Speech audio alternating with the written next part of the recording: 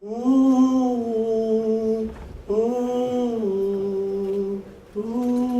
the familiar names and faces to those which should have been, the history of South African rugby is immortalised under one roof thanks to the brand new Springbok Experience. The South African Rugby Union Museum is getting ready to open its doors in Cape Town after years of planning. And on Friday, sports journalists got a preview of the displays that will be officially unveiled on Heritage Day. We've had a number of these focus pods created, which focus on particularly significant people in South African rugby history. This is George Ogilvy, who came to South Africa in the 1860s from Winchester College in England, and he brought a game of the handling code, which then was popularised. Sport is a game of movement and a game of passion, and it's a very static thing, a museum. So we've brought in these interactive elements to bring it to life for a modern audience. This map predates the establishment of Joburg, so it shows the spread of rugby across the country. And then these are the artifacts that relate to the events that are featured on the map. The challenge for us has been basically getting good objects and stories about the black and coloured rugby history. The written record and the audio-visual record is thin, so we've had to make the best we can do with pictures.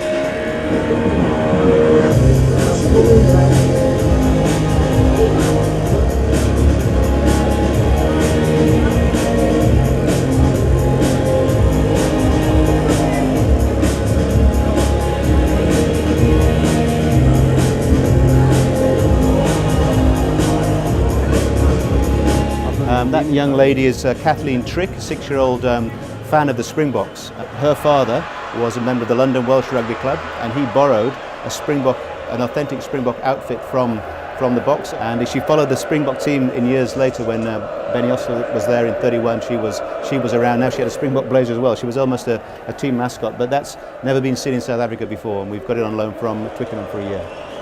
Certainly value for money at 50 Rand for adults and 30 Rand for kids. I think it's really worth it.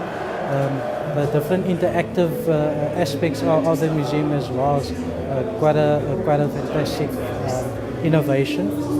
Being able to take penalty kicks, virtual penalty kicks, and do virtual fitness tests is quite a clever innovation. Being a newspaper man myself, I quite enjoyed the interactive newspaper clippings from sort of the isolation years.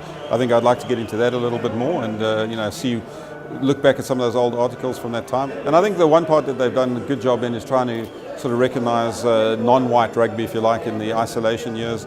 And that is difficult because obviously the written works on that are very slim. There's not a lot of sort of history documented on black rugby in many ways. So, trying to put that together and visually, I would imagine that's quite difficult. The Springbok Experience will be officially opened on Heritage Day at the V&A Waterfront.